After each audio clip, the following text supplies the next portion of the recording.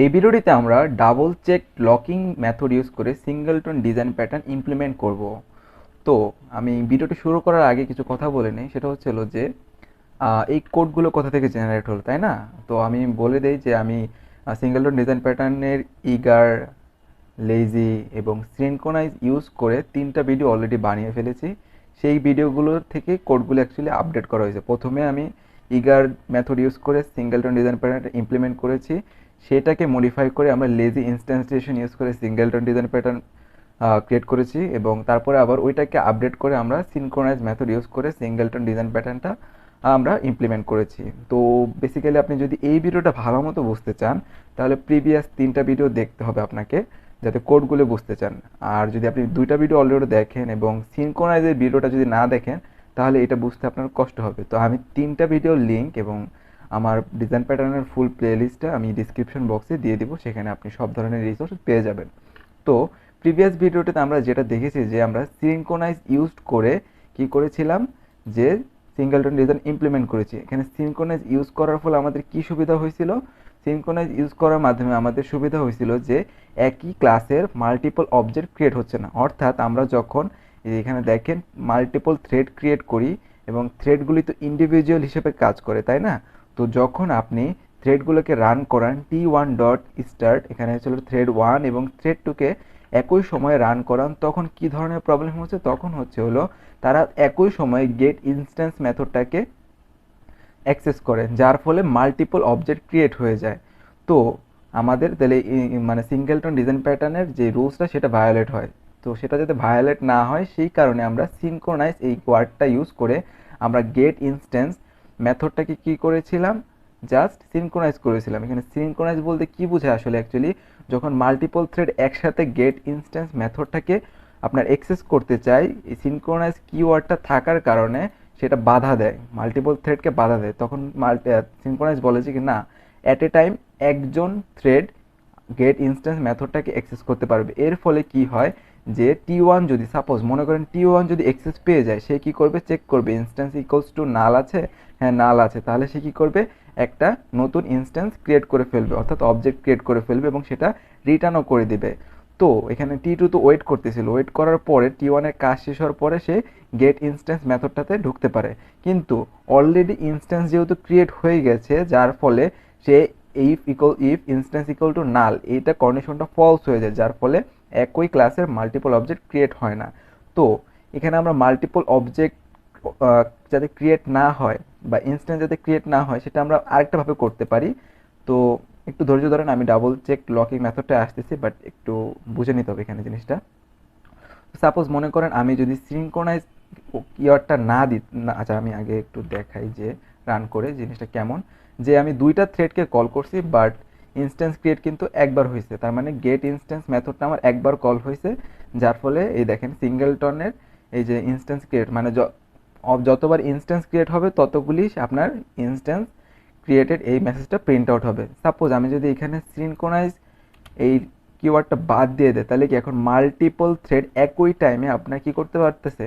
Gate instance মেথডটাতে access করতে পারতেছে। তাহলে কি মাল্টিপল অবজেক্ট ক্রিয়েট হয়ে যাচ্ছে। দেখেন এখন যদি আমি রান করাই তাহলে কিন্তু আমার 2টা ইনস্ট্যান্স ক্রিয়েটেড, দেখছেন 2বার কল হয়ে গেছে। তো এটা আমরা স্টপ করতে পারি আমরা যদি ডিলে অ্যাড করে দেই মাল্টিপল থ্রেডের মাধ্যমে। ডিলে অ্যাড কীভাবে করে দেখেন, যেহেতু এটা কি এক্সেপশন হ্যান্ডেলিং করতে হবে, যে থ্রেডকে যদি আমি স্লিপ করাতে চাই সেই ক্ষেত্রে আমি এক্সেপশন হ্যান্ডেলিংয়ের জন্য ট্রাই এবং ক্যাচ মেথড ইউজ করতেছি এবং আমি বলে দিচ্ছি যে থ্রেড ডট স্লিপ কত সেকেন্ড, 10 মিলি সেকেন্ডের জন্য আমি একটু আমাদেরকে স্লিপ করে দিব, ঠিক আছে? তো ক্যাচ এক্সেপশন হ্যান্ডেলিং করার জন্য এক্সেপশন,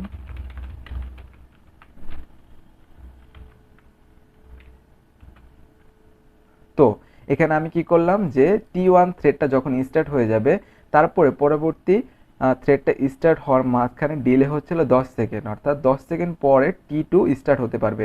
এর ফলে কি হবে? মাত্র একটা ইনস্ট্যান্স ক্রিয়েট হবে। এটা কিভাবে হলো?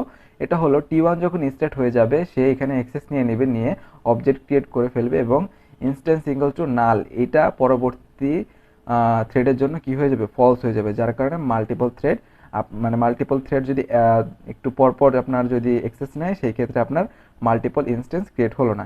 কিন্তু এখানে একটা সমস্যা হচ্ছিল, যদি আপনি 10 সেকেন্ড সিপিইউকে আপনার আইডল করে রাখেন, অর্থাৎ সিপিইউ কোনো কাজ করতেছে না, তাহলে প্রপার ইউটিলাইজেশন কিন্তু সিপিইউর হচ্ছে না। আমরা জানি যে 10 মিলি সেকেন্ড সিপিইউর জন্য অনেক কিছু, তো আমরা চাচ্ছি যে কি না 10 মিলি সেকেন্ড যতখানি সম্ভব আমাদের কমিয়ে আনতে হবে।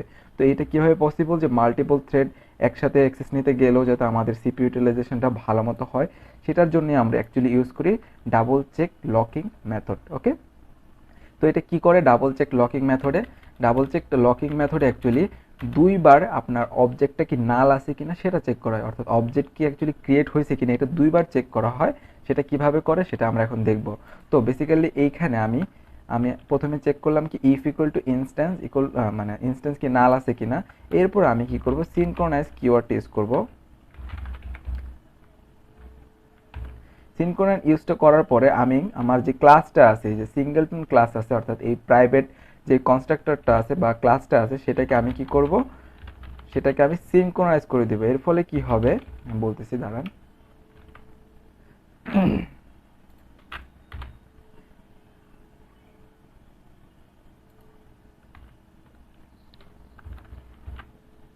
তো ওকে, আমি একটা সিনক্রোনাইজ ব্লক ক্রিয়েট করতেছি, তাই না? আচ্ছা দেখেন, একটু ধৈর্য ধরেন।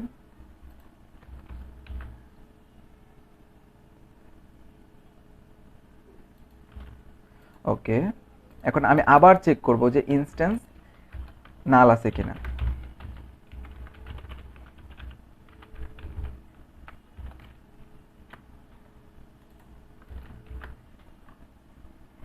ওকে, এখন আমরা একটু এটাকে রান করি। দেখেন এখন কিন্তু মাত্র একবারই আপনার ইয়ে হচ্ছে।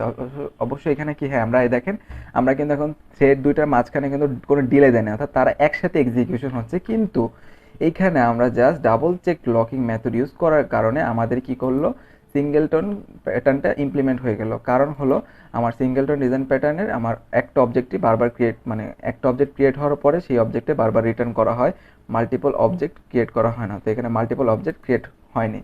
তো এখানে এটা কিভাবে কাজ করে আমি এখন এক্সপ্লেন করছি। তো বেসিক্যালি এখানে হলো কি যে দুটো থ্রেড তো অলরেডি মানে আপনার এক্সিকিউশন হয়ে গেছে। তো দুইজনে এখানে আসলো, এখানে আসার পরে দুইজনে চেক করলো কি ইনস্ট্যান্স ইকুয়াল ইকুয়াল নাল। হ্যাঁ, দুইজনের জন্য কিন্তু এখন ইনস্ট্যান্স ইকুয়াল ইকুয়াল নাল। তো দুইজনই কি করতে চাবে, এই সিনক্রোনাইজ ব্লকটাতে এন্টার করতে চাবে, তাই না? ব্লকটাতে এন্টার করতে যাবে, কিন্তু সিনক্রোনাইজ থাকার কারণে যেহেতু আমি ক্লাসটাকে এখন সিনক্রোনাইজ করে দিয়েছি, তার কারণে মাত্র একটা মাত্র থ্রেড আপনার এই ব্লকে এন্টার করতে পারবে। ব্লকে এন্টার করার পরে তার জন্য কিন্তু ইনস্ট্যান্স ইকুয়াল ইকুয়াল নাল এখনও সত্য, যার ফলে সে কি করতে পারবে, আপনার এই অবজেক্টটা ক্রিয়েট করবে এবং পরে সে রিটার্ন করে দেবে। কিন্তু পরবর্তী যে থ্রেড টুটা, সে কিন্তু এখানে আটকা পড়ে যাওয়ার কারণে সে আর এখানে ঢুকতে পারবে না। পরে ঢুকতে পারবে, ঢোকার পরেও কিন্তু মানে টি1 এর এক্সিকিউশনের পরে টি2 যখন ঢুকবে তখন সে আবার চেক করবে যখন যে ইনস্ট্যান্স ইকুয়াল ইকুয়াল কি নাল আছে, যে না এখন তো নাল নেই, কারণ টি1 অলরেডি অবজেক্ট ক্রিয়েট করে ফেলছে। যার ফলে কি হবে, সে নতুন করে আবার অবজেক্ট ক্রিয়েট করতে পারবে না। সে কি করবে, বারবার একই অবজেক্টটা রিটার্ন করে দিবে। তো আমি আবার বলতেছি, একটু ভালো মনোযোগ দিয়ে শুনেন, যে যখন টি1 আর টি2 একসাথে এক্সিকিউট করলো তখন তাদের জন্য এই কন্ডিশনটা দুজনের জন্য সত্য। কিন্তু সিনক্রোনাইজ থাকার কারণের জন্য টি1 অথবা টি2 যে কোনো একজন ঢুকতে পারবে। ঢুকার ফলে সে কি করবে, আপনার এই ব্লকটাকে, মানে এই ব্লকটাতে তার জন্য কি ইনস্ট্যান্স ইকুয়াল টু নাল এটা সত্য, সে অবজেক্ট ক্রিয়েট করে সেটা রিটার্ন করে দেবে। কিন্তু পরবর্তীতে যে ঢুকবে তার জন্য কিন্তু ইনস্ট্যান্স ইকুয়াল টু নাল সত্য না, যার ফলে সে নতুন অবজেক্ট ক্রিয়েট করতে পারবে না। তো আসলে সিনক্রোনাইজেশনটা কি আমি আর একটু সুন্দর মতো বলি। সিনক্রোনাইজেশনটা হচ্ছে হলো আপনার একই কোডে, অর্থাৎ আপনি যদি সেম মেমোরি, আপনার দুটো থ্রেড যদি সেম মেমোরি শেয়ার করে অথবা সেম কোড শেয়ার করে, সেই ক্ষেত্রে আপনার যা দুইজনই একসাথে এন্টার করতে না পারে, যা সেটার একটা রেস্ট্রিকশন প্রোভাইড করা। সাপোজ একটা মেমোরিতে আপনারা দুইজন ইউজার যদি একসাথে অ্যাক্সেস করে, তাহলে দুজনে যদি একসাথে মডিফাই করে তাহলে কিন্তু ডাটা ইনকনসিস্টেন্সি দেখা যায়।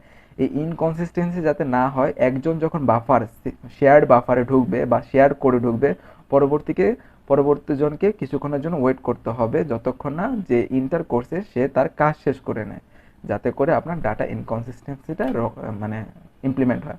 তো এই ছিল ডাবল চেক লকিং মেথড। তো এছাড়া কি আর কোনোভাবে কি সিঙ্গেলটন ডিজাইন প্যাটার্ন ইমপ্লিমেন্ট করা যায়? হ্যাঁ, অবশ্যই করা যায়। সেটা ছিল ইনামের মাধ্যমে।